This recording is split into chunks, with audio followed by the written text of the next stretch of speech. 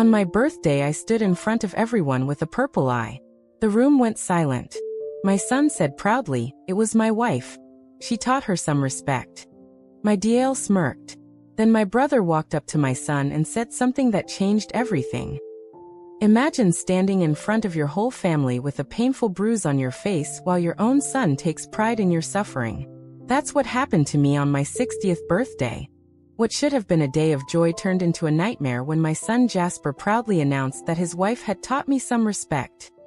But sometimes heroes come from unexpected places. When my brother Derrickson stepped forward and spoke just 7 words to my son, it changed the course of our family forever. This is my story about standing up against bullying, about family healing, and about finding my voice when everyone expected me to stay silent. Join me as I share how one brave moment repaired years of hurt and brought my family back together. When I woke up on the morning of my 60th birthday, I never imagined I would end the day with a black eye and a family divided. But sometimes life's most important lessons come when we least expect them, and from people we never thought would be our champions. I've always been the peacekeeper in my family.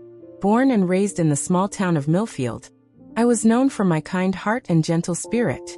My modest 2-story home on Maple Street has been in the family for generations.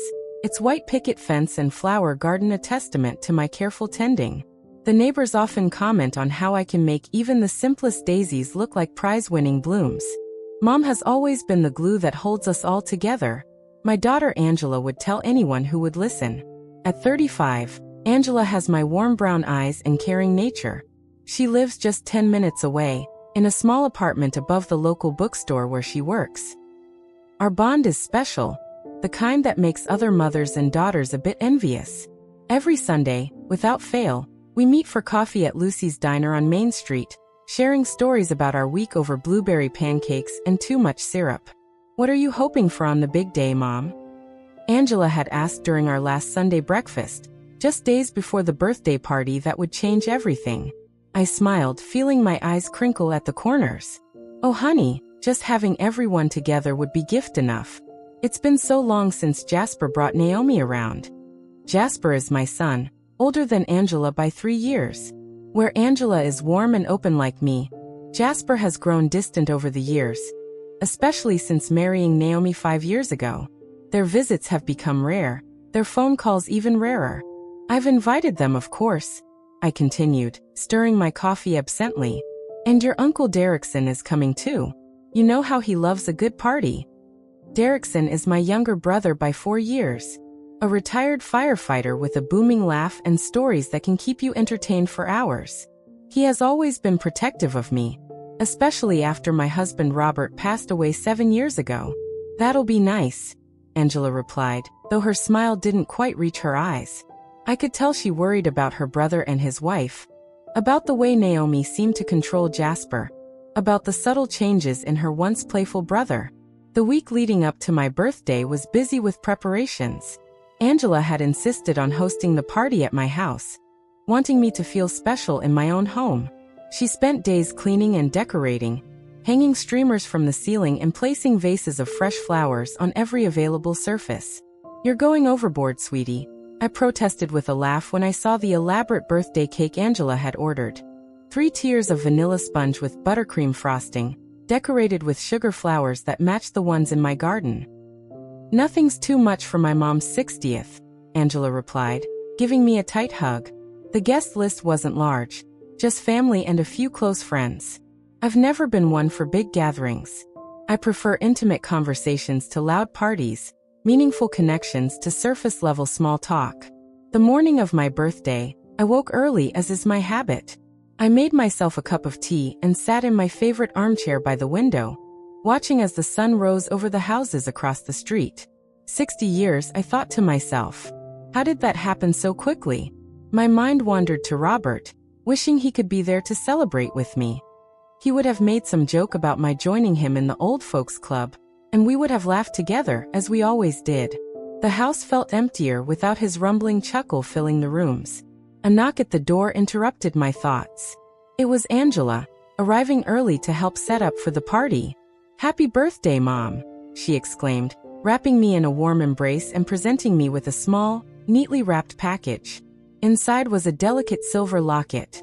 When I opened it, I found a tiny photograph of myself, Robert, Angela, and Jasper, taken many years ago when the children were still young and the future seemed full of only promise. "Oh, Angela," I whispered, tears forming in my eyes. "It's perfect." "Turn it over," she urged, her eyes bright with excitement. Engraved on the back were the words, "Family is where love grows." I thought, well, I hoped it might help bring us all a little closer again, Angela explained, her voice soft. "Maybe even Jasper." I clasped the locket around my neck, letting my fingers linger on the cool metal. "It's the most thoughtful gift, sweetheart. Thank you." Together, we spent the morning preparing for the party. Angela insisted that I relax while she handled the cooking, but I've never been one to sit idly by. I busied myself arranging cheese platters and folding napkins into fancy shapes I'd learned from a YouTube video Angela had shown me. "Do you think Jasper and Naomi will actually come?" I asked as the clock ticked closer to the party's start time. It had been almost 3 months since I'd last seen my son, and that visit had been brief and tense. "He promised they would," Angela reassured me, though I could sense her own doubts lingering unspoken. Uncle Derrickson was the first to arrive, his arms laden with gifts and his face split in a wide grin. "There's my birthday girl," he boomed, setting down his packages to give me a bear hug that lifted my feet off the ground. At 64, Derrickson is still strong from his years of firefighting, his silver hair the only real indication of his age. "Put me down, you old fool," I laughed, swatting at his shoulder playfully. "You'll break my back." "Nonsense. You're as spry as a woman half your age," Derrickson insisted, finally setting me down.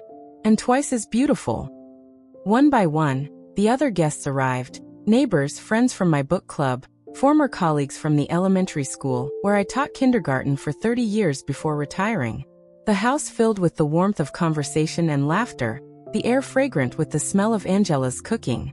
But as the afternoon wore on, there was still no sign of Jasper and Naomi.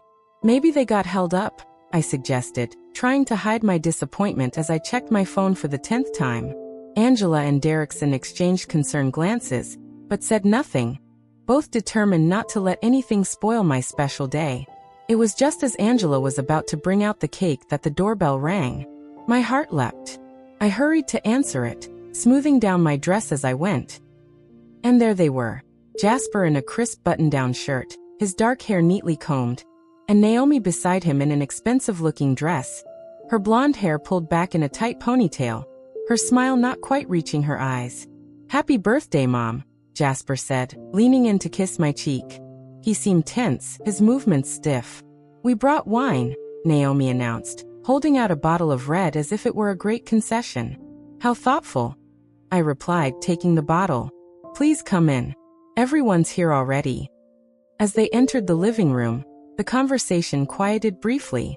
Jasper and Naomi hadn't attended any family gatherings in nearly a year, and their presence created a momentary ripple of surprise. "There's my nephew," Derrickson called out, crossing the room to clap Jasper on the shoulder. "And the lovely Naomi. Good to see you both." Jasper smiled, but it seemed forced. "Uncle D still crushing people with those handshakes, I see." The party continued, but there was an undercurrent of tension that hadn't been there before. I noticed how Jasper kept glancing at Naomi before speaking, as if seeking permission.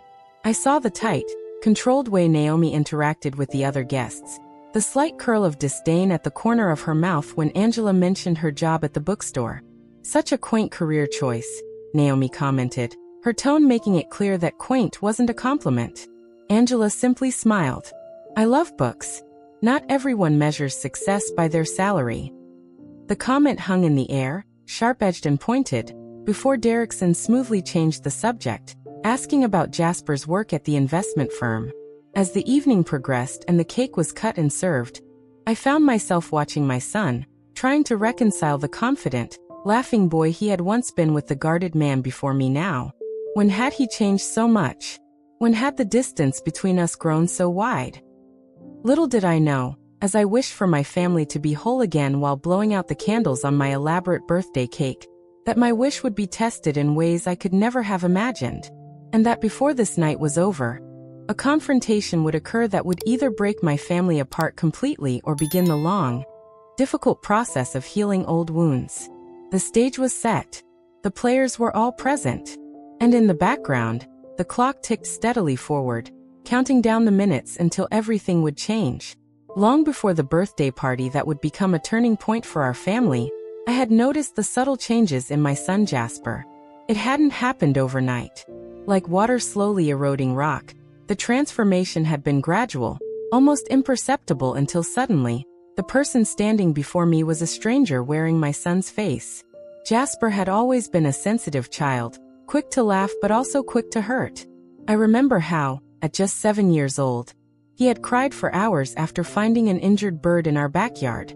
Despite Robert's gentle explanations that nature sometimes had to take its course, Jasper had insisted on making a little nest from an old shoebox, feeding the bird with an eyedropper until it recovered enough to fly away.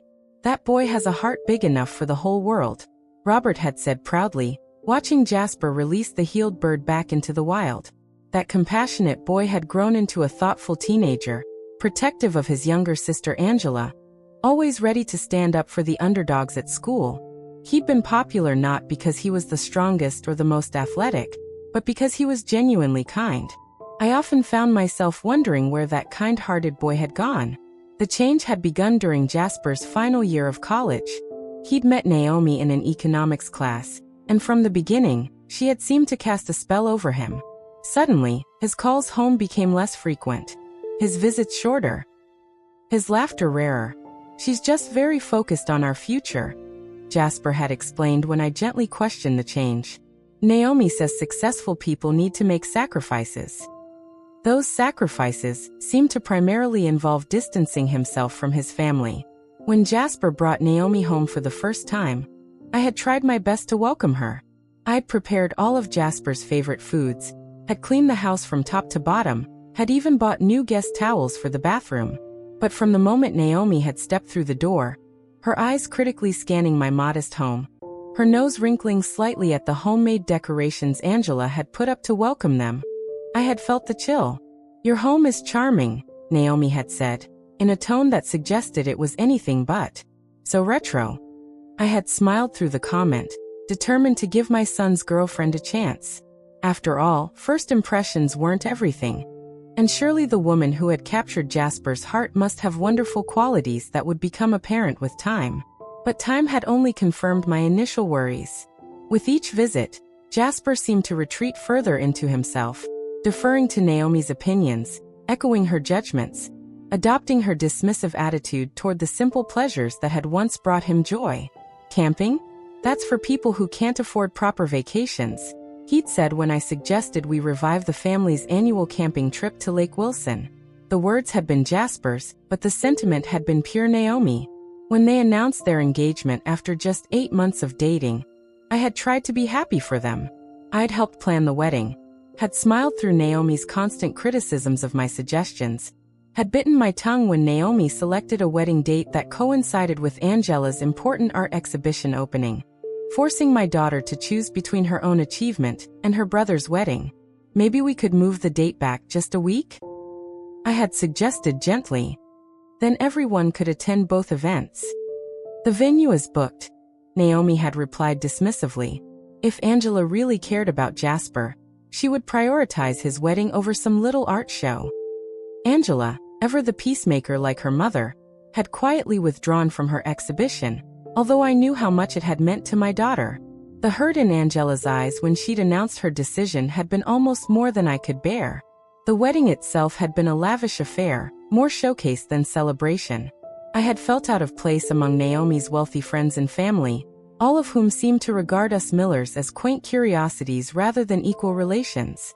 "Don't you just love her spirit?" I'd overheard Naomi's mother saying to another guest, nodding toward me. "So earthy. I can see where Naomi's charity work comes from." After the wedding, the visits became even rarer.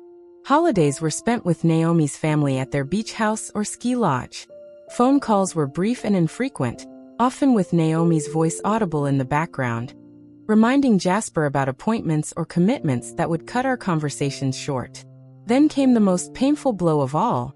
Jasper and Naomi's absence at Robert's funeral. My beloved husband of 35 years had died suddenly of a heart attack, leaving me adrift in a sea of grief, clinging to Angela and expecting Jasper to be the other pillar of support. But the call came just hours before the service. "Mom, I'm so sorry, but we can't make it," Jasper had said, his voice strained. "Naomi has an important client meeting that could mean a huge promotion for her, and she needs me there for support." I was numb with grief and shock, barely able to respond. It was Derrickson who took the phone from my trembling hand. "Your father is dead, Jasper," he said, his usually jovial voice hard as granite. "Nothing is more important than being here for your mother today. Nothing." But Jasper hadn't come, and something broke inside me that day. A fracture in my heart that never quite healed, despite my natural inclination to forgive, to understand, to make excuses for my son's behavior. "He's just under Naomi's influence," I would tell Angela during our Sunday brunches. "Deep down, he's still our Jasper." But even I had begun to doubt my own words. The occasional visits that did occur were strained, with Jasper constantly checking his phone, Naomi making thinly veiled criticisms of my home, my clothes, my life choices. And always, the subtle implication that I should be grateful for the crumbs of attention they deigned to throw my way. Angela, watching me endure these slights with quiet dignity, had grown increasingly protective and increasingly angry at her brother. "You don't have to put up with it, Mom," she'd urged after a particularly difficult Christmas dinner 2 years ago, during which Naomi had questioned my ability to manage my finances now that I was getting older. "He's my son," I had replied simply, as if those 3 words explained and excused everything. Derrickson had been less forgiving. A widower himself, he understood the loneliness I faced, the importance of family connections as one aged. "That boy needs a wake-up call," he'd declared more than once.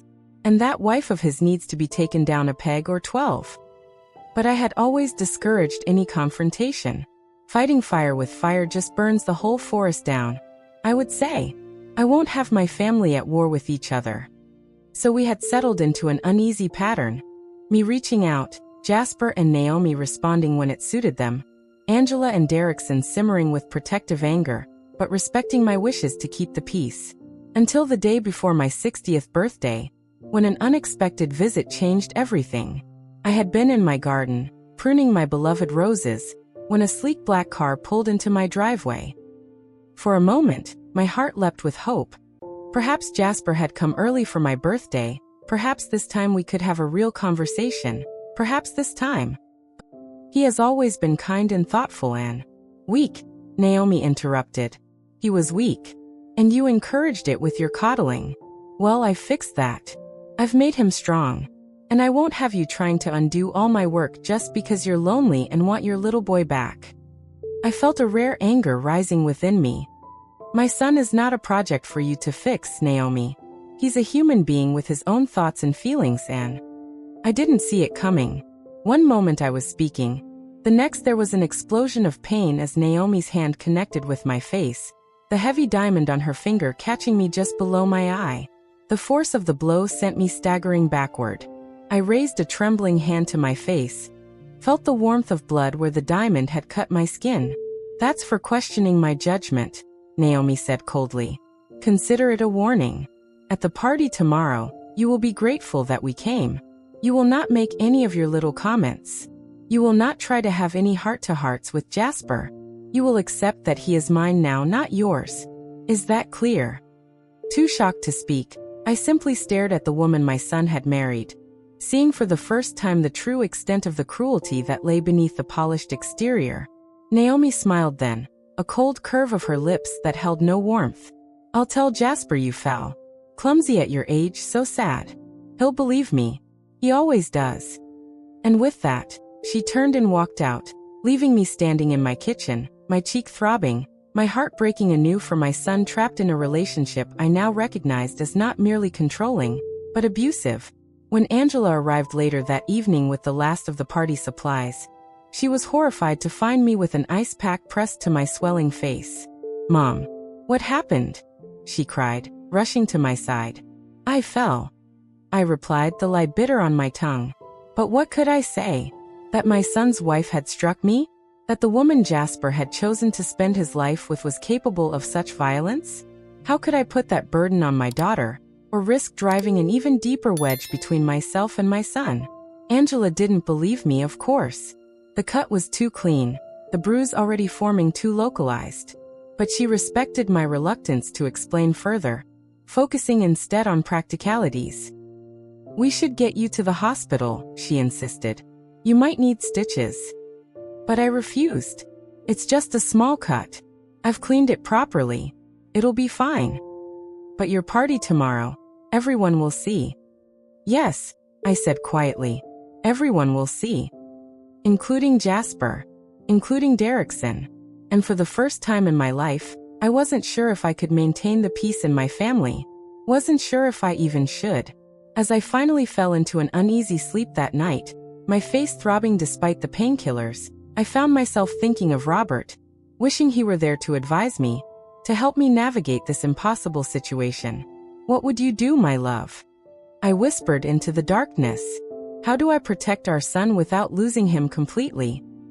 The answer, when it came, would arrive from an unexpected source. And it would change everything. The morning of my 60th birthday dawned bright and clear. But the woman looking back at me from the bathroom mirror hardly seemed in a celebratory mood. The area around my left eye had darkened to a deep purple overnight. The small cut below it scabbed over but still angry and red against my pale skin. "Oh, Mom," Angela gasped when she arrived early to help with the final party preparations. "It looks even worse today." I touched the bruise gingerly. "Makeup won't hide this, will it?" Angela shook her head, her eyes filling with tears. "I still think you should tell me what really happened. I know you didn't fall."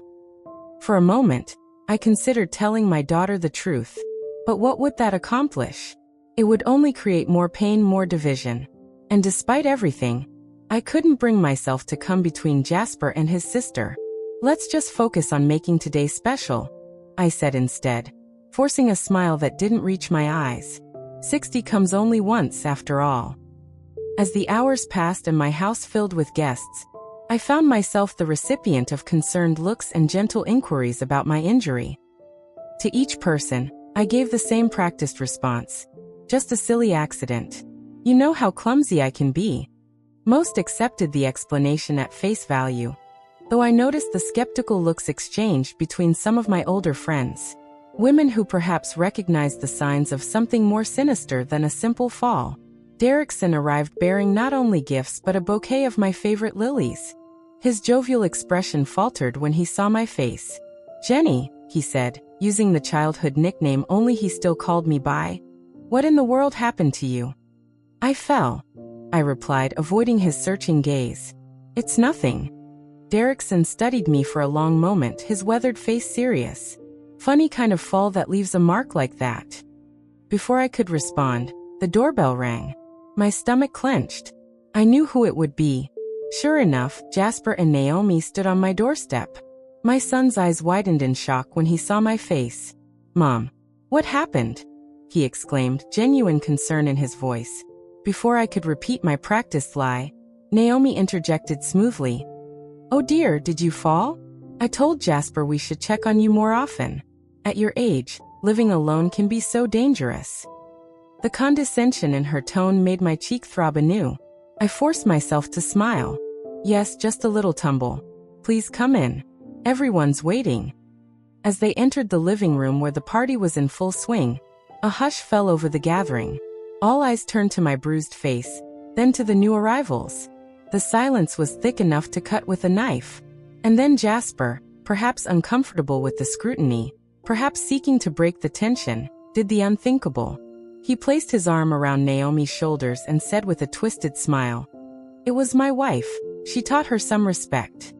The words hung in the air like poison. Naomi smirked, a small, satisfied curl of her lips that confirmed the truth to anyone paying attention. I felt the room spin around me. The secret was out, thrown carelessly into the open by my own son, not as an admission of horror, but as some sort of perverse joke, a point of pride. Angela gasped, her hand flying to her mouth. "Jasper, what are you saying?" But Jasper just shrugged, that same uncomfortable smile fixed on his face. "Just kidding, sis. Lighten up. But it was too late. The damage was done.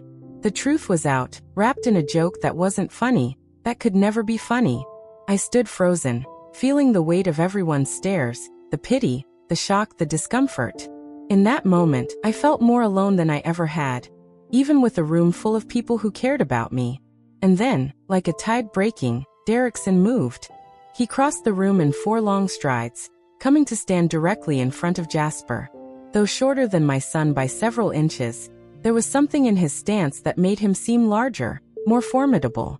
"Outside," he said, his voice low but carrying in the silent room. "Now." Jasper blinked, his smile faltering. "Uncle D, it was just a joke." "Mom fell right, Mom?" All eyes turned to me. I opened my mouth, the practice lie on the tip of my tongue. But looking at my son, at the man he had become under Naomi's influence, at the casual cruelty he now found amusing, I couldn't bring myself to protect him anymore. "No," I said quietly. "I didn't fall." The admission seemed to hang in the air, creating ripples of shock that spread through the gathering. Derrickson nodded once, sharply. "Outside, Jasper." "Now." This time Jasper didn't argue.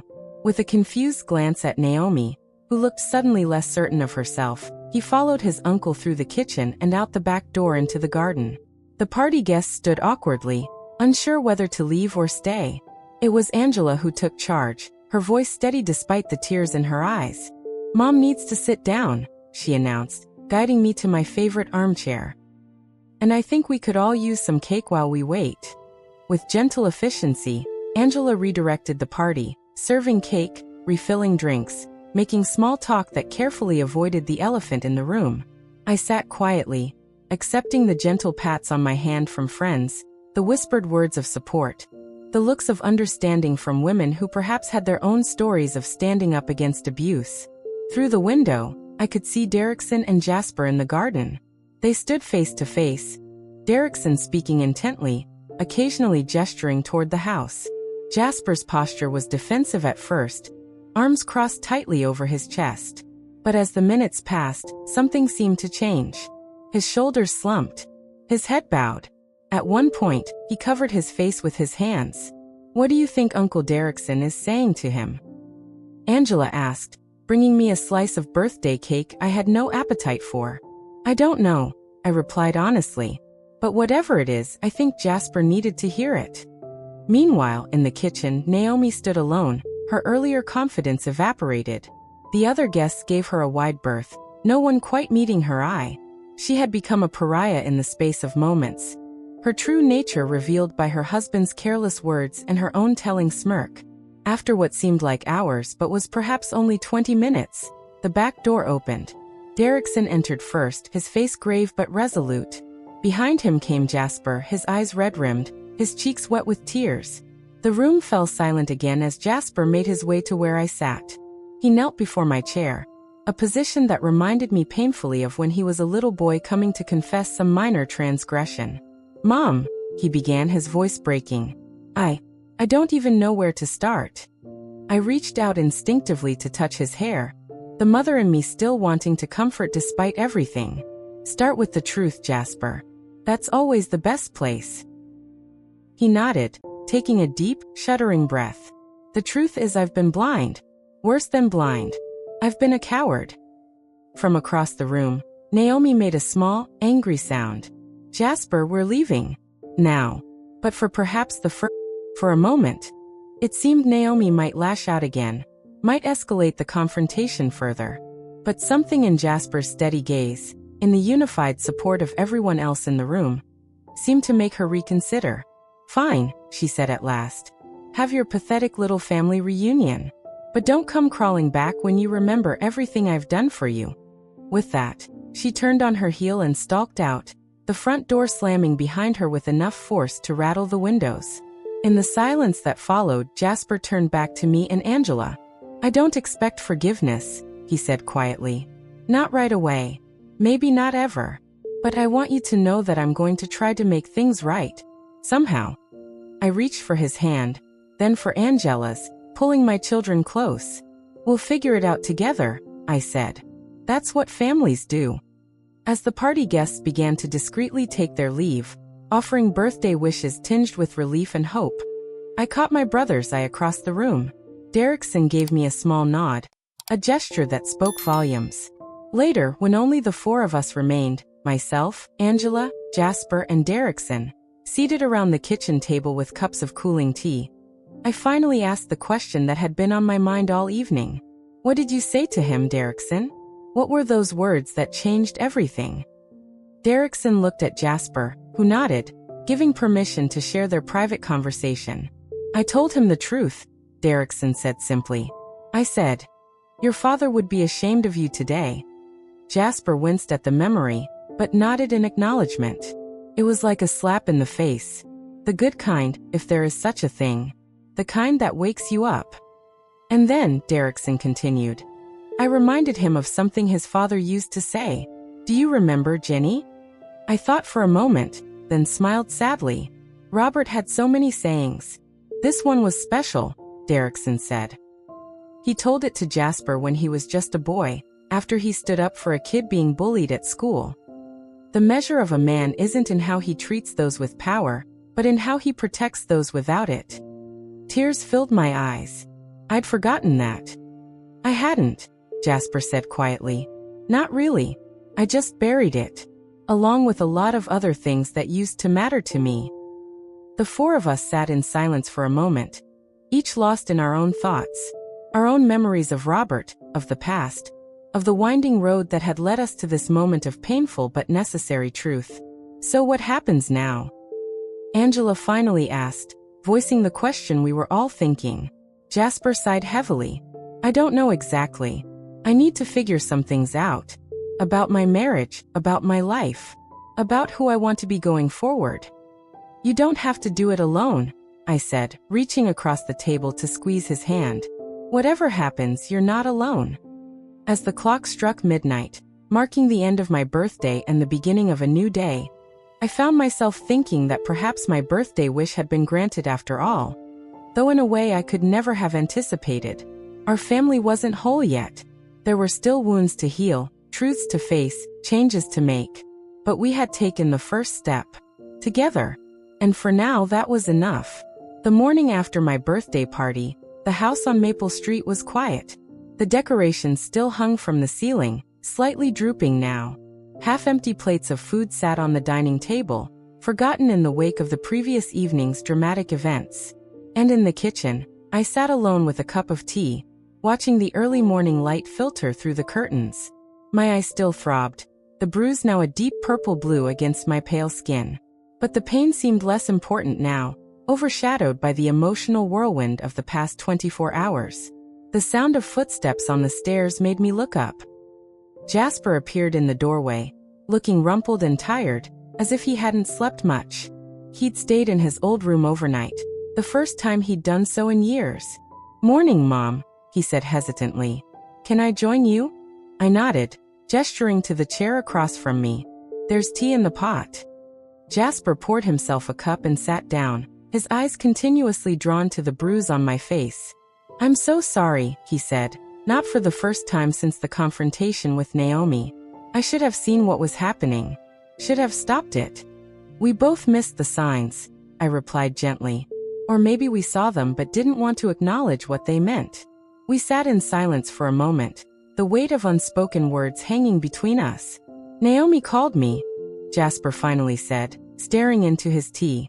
3 times last night, twice already this morning. What did she say? I asked, careful to keep my tone neutral. That she's sorry. That she lost her temper. That it will never happen again. He laughed humorlessly. The classic lines, right? The ones every abuser uses. The word still seemed to catch in his throat, as if he couldn't quite believe he was applying it to his wife, to his marriage. And what did you say? I prompted when he fell silent again. That I need time. That what she did was unforgivable. He looked up, meeting my eyes directly. That I'm staying here for a while, until I figure things out. I nodded, careful not to show too much reaction. This was Jasper's journey now. I couldn't guide him through it or make his decisions for him. You're always welcome here, I said simply. For as long as you need. The back door opened then, and Angela came in carrying a bakery box. She'd gone home after the party but had obviously returned early. "I brought breakfast," she announced, setting the box on the table. "Those cinnamon rolls you like, Mom." She paused, taking in the scene, her mother and brother sitting across from each other, the tension thick between us despite our efforts at normalcy. "Is this a private conversation or can anyone join?" she asked, a hint of her old teasing tone returning. "Pull up a chair," I said with a smile. "Family breakfast, just like old times." As Angela settled in beside us, Jasper cleared his throat. "I was just telling Mom that I'm staying here for a while, taking some time to think." Angela's eyebrows rose slightly. "That's good, I think."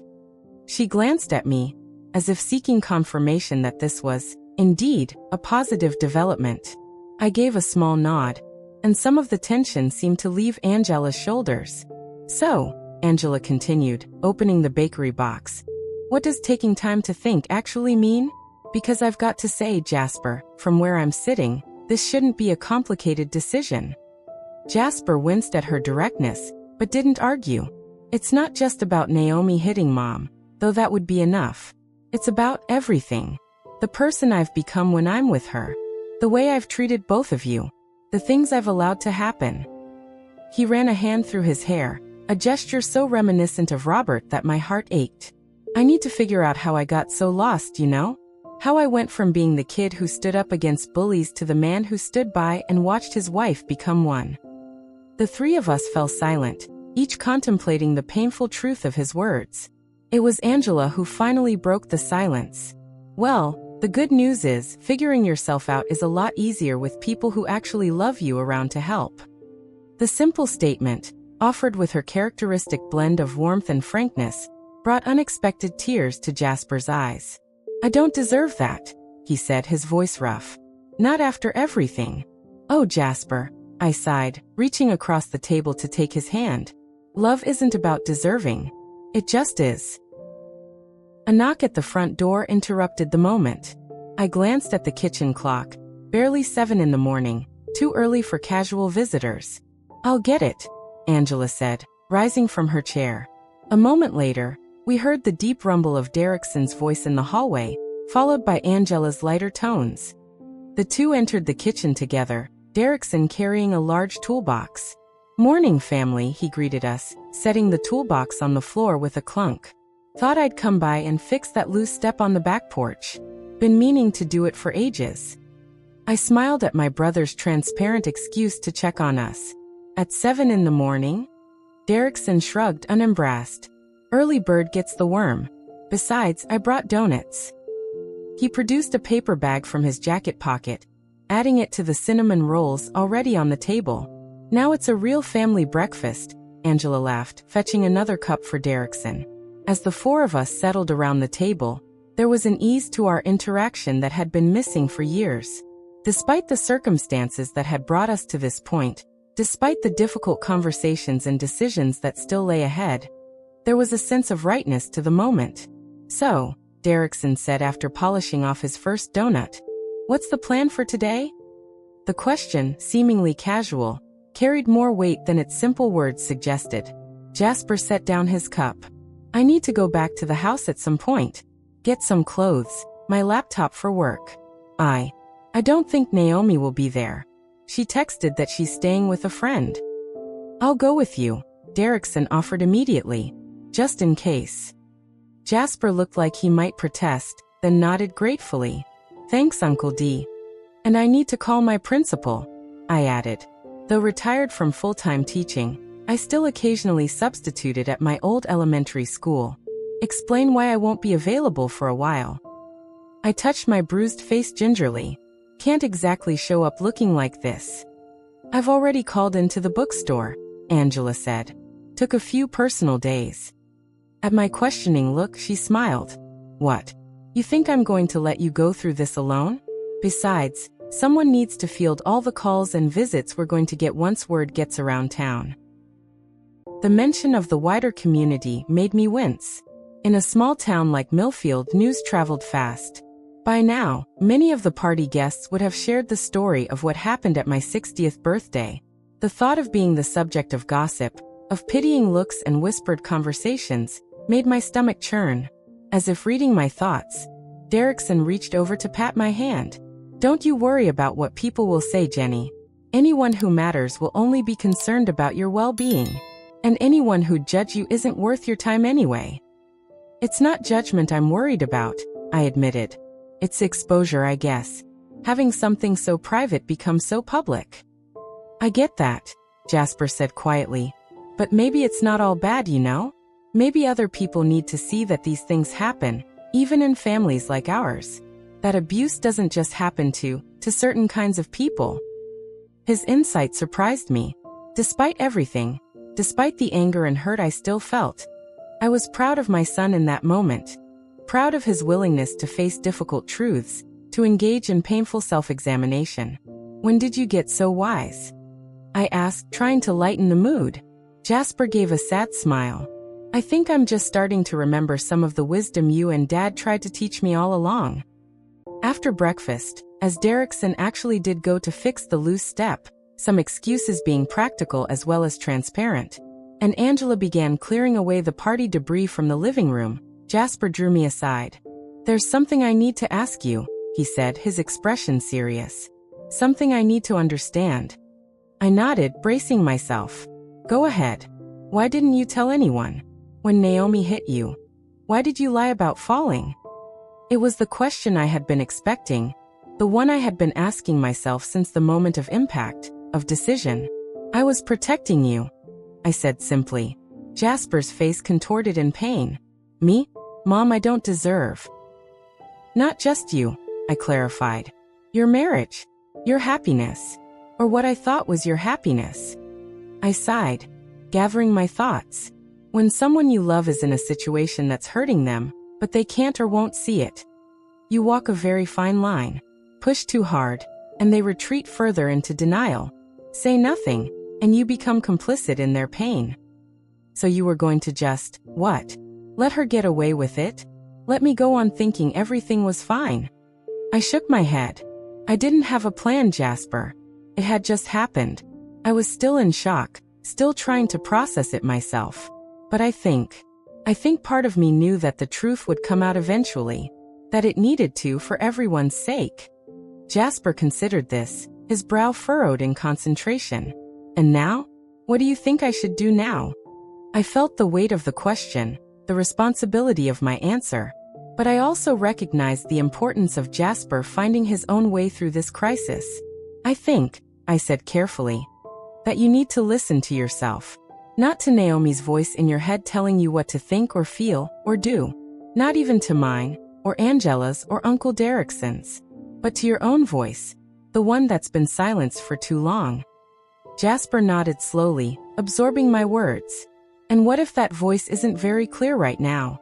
What if I'm not sure what it's saying?" I smiled gently. "Then you give it time to get stronger. You surround yourself with people who value the real you, not just what you can do for them. And you practice listening, really listening, to what your heart is trying to tell you." Before Jasper could respond, the doorbell rang, cutting through our conversation. From the living room, we heard Angela go to answer it. A moment later, her voice carried down the hallway, tight with tension. "Jasper? It's for you." Something in her tone made both Jasper and me freeze. We exchanged a look of shared apprehension before moving together toward the front of the house. There, framed in the doorway, stood Naomi. She looked immaculate as always, not a hair out of place, her makeup perfect, her clothing expensive and tailored. But there was something different about her demeanor. A brittle quality to her usual confidence, a hint of desperation in her eyes. "Jasper," she said, ignoring everyone else. "I need to talk to you. Privately." Angela moved protectively closer to me. From the back of the house came the sound of Derrickson's heavy footsteps, approaching rapidly. Jasper stood very still, his face unreadable. "Anything you have to say to me, you can say in front of my family," he said at last. Naomi's perfect facade cracked slightly, a flash of anger crossing her features before she composed herself again. "Please, Jasper." Ava apologized. "I've acknowledged that I made a mistake. What more do you want from me?" "A mistake?" Jasper repeated incredulously. "Is that what you call hitting my mother?" A mistake. Naomi's eyes flickered briefly to me, to the vivid bruise on my face, before quickly looking away. I lost my temper. It won't happen again. You're right about that, Jasper said, his voice hardening. Because you won't have the opportunity. For a moment, Naomi looked genuinely confused, as if the possibility of real consequences had never occurred to her. What are you saying? I'm saying that I've spent the last 5 years trying to be the person you wanted me to be. Cutting off my family, changing my values, ignoring red flags. All because I was too weak, too afraid, to stand up to you. Jasper took a deep breath, seeming to grow taller as he did so. But that ends today. Behind Naomi, a car pulled up to the curb, a taxi, its engine idling as the driver waited. You have a choice, Jasper continued. You can leave now, go back to the house, pack your things, and be gone by the time I come to get my stuff this afternoon. Or I can call the police and file a report about what you did to my mother. Your call. Naomi's composure shattered completely at the ultimatum. You wouldn't dare, she hissed. After everything I've done for you? Everything we've built together? What have we built, Naomi? Really? A marriage based on control and fear?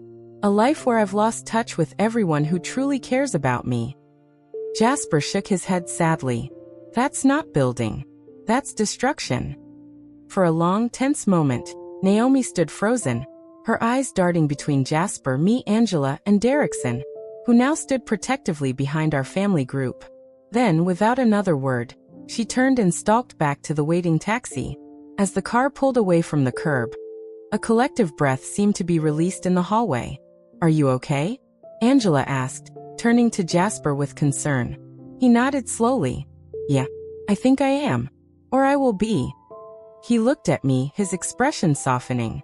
For the first time in a long time, I feel like I'm doing the right thing. It hurts, but it's right. I reached out to squeeze his hand, my heart full of a complex mixture of emotions. Sorrow for the pain my son was experiencing, relief that he was finding his way back to himself, hope for the healing that lay ahead. Come on, Derrickson said, breaking the solemn moment. That step isn't going to fix itself. And Jasper, I could use a hand. 2 heads are better than one when it comes to home repairs. The invitation was transparent, a chance for uncle and nephew to talk privately, for Derrickson to offer the male perspective and support that Jasper might need right now. I watched as the 2 men headed toward the back of the house. Derrickson's arm slung casually over Jasper's shoulders. He'll be okay, won't he? Angela asked quietly, coming to stand beside me. I nodded, watching my son walk away, his posture already different.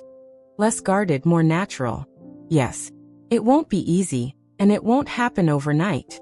But he'll find his way back to himself. And you? Will you be okay? I touched my bruised face thoughtfully. You know, I think I will be. This isn't how I imagined celebrating my 60th year. But in a strange way, it feels like a new beginning.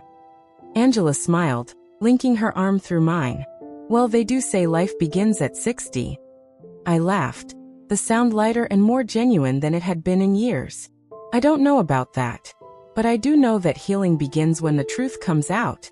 And sometimes, the most powerful words are the ones that hurt the most to hear, or to say. Outside in the garden, Jasper and Derrickson bent over the broken step, their heads close together as they worked and talked, the morning sun warming their backs. Inside, Angela and I moved through the house we both loved, clearing away the remnants of yesterday's party, making space for whatever tomorrow might bring. And in that moment, despite everything, or perhaps because of it, I felt a deep sense of gratitude. For my family. For the truth, however painful. For the chance to heal, to grow, to begin again. At 60 years old, standing in my kitchen with my daughter by my side and my son finding his way back home, I realized that while some birthdays might not bring the celebrations we expect, they sometimes bring exactly the gifts we need. 6 months had passed since my 60th birthday. The maple tree in my front yard had shed its summer green for autumn gold, and a crisp October breeze rustled through the fallen leaves that Angela had raked into neat piles just that morning. Inside the house, I stood before my bedroom mirror, adjusting the collar of my new blouse. The bruise that had once marred my face was long gone, leaving no physical trace of that painful day. The emotional scars, however, were still healing, for all of us. "Mom, are you ready?" Angela called from downstairs. "Everyone will be arriving soon." "Just a minute," I replied, giving myself one last appraising look in the mirror. Today was important, a fresh start, a new tradition. Instead of dwelling on the painful memories of my actual birthday, my family had decided to create a new celebration 6 months later. A half-birthday party. Angela had called it with a laugh. A chance to rewrite the script. As I made my way downstairs, I found my daughter arranging a vase of autumn flowers on the dining room table. The house looked festive but in a more subdued way than before. No streamers or balloons, just candles and flowers and the warm glow of lamps against the early evening darkness. "You look beautiful, Mom," Angela said, pausing in her arrangements to give me a quick hug. "Thank you, sweetheart. So do you." I smiled, taking in my daughter's rosy cheeks and bright eyes. Angela had been flourishing these past months, finally pursuing her long-deferred dream of writing children's books while still working part-time at the bookstore. The back door opened, and Jasper came in carrying a grocery bag. "Got the ice cream," he announced. 3 flavors as requested. I felt the familiar surge of gratitude at the sight of my son. He looked different now. His hair a little longer, his clothing more casual, his smile easier and more genuine. The changes weren't just external. Week by week, session by session with his therapist, Jasper had been unpacking the complex dynamics of his marriage to Naomi, understanding how he had lost himself, and finding his way back to the person he wanted to be. The divorce had been finalized 2 months ago. Naomi had fought it at first, alternating between threats and tearful pleas, but Jasper had remained firm. The final settlement had been costly. He had given up the house and a significant portion of their shared assets, but as he told me, "You can't put a price on freedom." He'd moved into a small apartment near the local community college, where he'd recently started teaching evening classes in business mathematics. The position paid less than his corporate job, but the satisfaction it gave him was worth far more than money. "Need any help with dinner?" he asked, putting the ice cream in the freezer. "Everything's under control," I assured him. "Just a few more minutes in the oven." The doorbell rang, and Angela went to answer it. A moment later, Derrickson's booming voice filled the hallway. "Where's the birthday girl? Or should I say, the half-birthday girl?" I laughed as my brother enveloped me in one of his bear hugs. "Easy, you'll wrinkle my new blouse." Derrickson stepped back, holding me at arm's length to look me over. "You're glowing, Jenny. 60.5 looks good on you." Before I could respond, the doorbell rang again. This time, it was Mrs. Patel from next door, and behind her, several more neighbors and friends began arriving, each bearing small gifts or dishes to share. Within half an hour, my house was filled with the warm buzz of conversation and laughter. It wasn't a large gathering, just the people who had stood by me and my family during the difficult months of transition. But it felt right. It felt like community in the truest sense of the word. As I moved through my home, greeting guests and accepting their good wishes, I caught glimpses of my children engaged in conversation, at ease with themselves and each other. Angela animatedly describing her latest book idea to Mrs. Patel. Jasper deep in discussion with his old high school English teacher about the community college's adult education program. "Penny for your thoughts," Derrickson said, appearing at my side with a glass of wine. I accepted the glass with a smile, just taking it all in, being grateful. Derrickson nodded in understanding. "You've all come a long way in 6 months." "We have," I agreed. "Though some days are still harder than others. That's how healing works," Derrickson replied thoughtfully. "It's not a straight line. More like a spiral. You might cover the same ground more than once, but each time you're at a different level." I looked at my brother with surprise. "When did you get so philosophical?" Derrickson chuckled. "I've been reading those self-help books you left lying around. Don't tell anyone. I have a reputation to maintain." Our laughter was interrupted by the sound of a fork tapping against a glass. The room quieted as all eyes turned to Jasper, who stood somewhat nervously in the center of the living room. "I'd like to say something if that's okay," he began, his voice a little unsteady. I felt Angela move to stand beside me, slipping an arm around my waist in silent support. Jasper cleared his throat. First, I want to thank everyone for coming tonight. Your support over these past months has meant more than I can express. To my mom, to Angela, and to me. He paused, gathering his thoughts.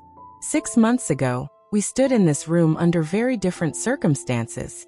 I was not the person I should have been. Not the son my mother deserved. Not the brother Angela needed. Not even really myself anymore. A hush fell over the gathering as everyone recognized the significance of what Jasper was sharing. That day, my uncle said something to me that changed everything. He reminded me of my father's words. The measure of a man isn't in how he treats those with power, but in how he protects those without it. Jasper's eyes found Derrickson in the crowd, and he gave a small nod of acknowledgement. I had forgotten that lesson. I had forgotten a lot of the values my parents taught me. But standing here today, I can tell you that I'm remembering. Every day, I'm remembering a little more of who I want to be. I felt tears gathering in my eyes, but they were different from the tears I had shed 6 months ago. These were tears of pride, of healing, of hope. Mom, Jasper continued, turning to face me directly. I know one half-birthday party can't make up for what happened. Nothing can. But I want you to know that the gift you gave me, the gift of unconditional love, even when I didn't deserve it, is something I'll spend the rest of my life trying to be worthy of. He raised his glass. So here's to new beginnings, to second chances, and to my mom, Jennifer Miller, the strongest, most forgiving person I know. To Jennifer, the guests echoed, raising their glasses in a collective toast. As the gathering resumed its gentle hum of conversation, Jasper made his way through the crowd to where I stood with Angela and Derrickson. Was that okay? He asked, a hint of his old uncertainty showing through. I didn't want to bring down the mood, but it felt important to say. I reached out to touch his cheek gently. It was perfect, Jasper. Thank you. For a moment, the four of us stood together in a small circle, bound by shared experience, by love that had weathered a terrible storm and emerged stronger for it. Then Mrs. Patel approached, breaking the moment with a question about the recipe for the appetizers. And I turned to answer, grateful for the ordinary interruption. The return to normal life. The party continued well into the evening. There was food and wine, and eventually the 3 kinds of ice cream Jasper had brought. There were stories shared and memories recalled, laughter and a few tears, plans made for future gatherings. And through it all, I found myself observing the subtle ways my family had transformed. Angela, more confident and assertive, no longer feeling she needed to compensate for her brother's absence. Jasper, humbler and more authentic, gradually reclaiming the best parts of himself while growing into someone new. Derrickson, still the protective brother, but with a new respect for my own strength and resilience. As the last guests were leaving, I stood on the porch waving goodbye, the cool autumn air refreshing after the warmth of the crowded house. Jasper appeared beside me, draping a light jacket over my shoulders. You should come inside, Mom. It's getting chilly. But I wasn't ready to go in just yet. In a minute. The stars are so clear tonight. Jasper followed my gaze upward, to where the first stars of evening were appearing in the deepening blue of the sky. Dad used to point out the constellations to us, he said quietly. Remember? I nodded, the memory warming my heart.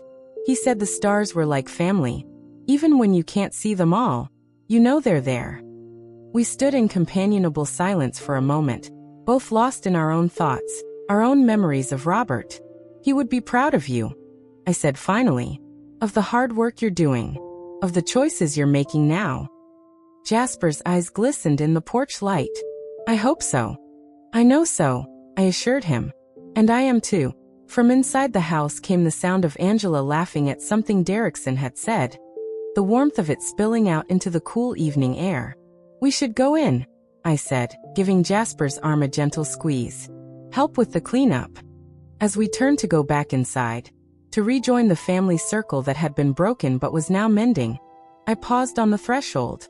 You know, I said thoughtfully, when I was a little girl, my grandmother used to say that every ending is also a beginning. I never really understood what she meant until now. Jasper considered this, nodding slowly. The end of silence was the beginning of healing. Exactly, I agreed, feeling a surge of pride at my son's insight. And sometimes the hardest words to hear are the ones we need the most. Inside, Angela was already stacking plates while Derrickson wrapped leftover food in foil containers, the two of them bickering good-naturedly about the best way to store leftover cake. "Come on, you two," Angela called when she spotted us in the doorway. "Cleanup is a family affair." And so it was. The four of us moved around the kitchen in an easy rhythm, washing dishes, putting away food, restoring order to the house. There was comfort in the ordinary task, in the shared responsibility, in the knowledge that we were all in this together, whatever this might bring. Later, when the kitchen was clean and Derrickson had headed home with promises to return for Sunday dinner, the three of us sat together in the living room. The candles had burned low, casting a gentle glow over our faces. "I've been thinking," Angela said, breaking a comfortable silence, "about starting a support group for families healing from domestic situations like ours." Jasper and I both turned to her with interest. "The therapist I've been seeing thinks there's a real need in our community," Angela continued. "Not just for the direct victims, but for the whole family. Because it affects everyone, doesn't it? In different ways." Jasper nodded, his expression thoughtful. "It does. And the shame and silence only make it worse."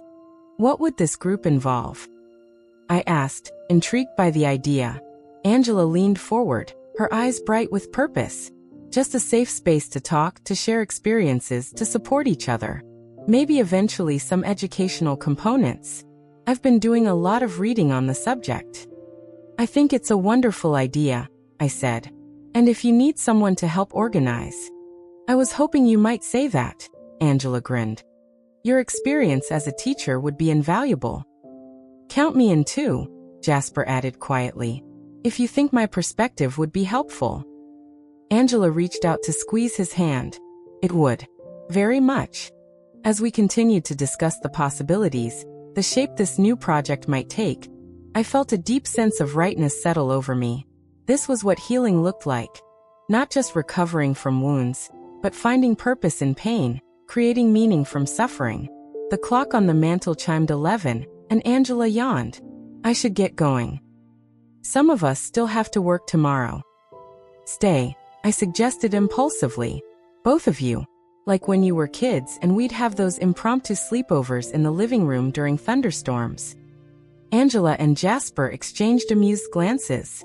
"I'm a bit big for a sleeping bag on the floor, Mom," Jasper chuckled. "Speak for yourself," Angela countered. "I think it sounds fun. Besides, it's late, and we've all had wine." In the end, we compromised. Angela would take her old room, Jasper would stay in his, and we would all have breakfast together in the morning before going our separate ways.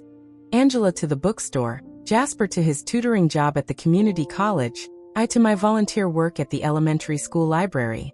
As I moved through the house turning off lights, checking locks, performing the ritual of securing my home for the night, I felt a contentment that had been missing for too long.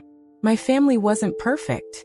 We were all still healing, still figuring things out, still navigating new boundaries and old hurts.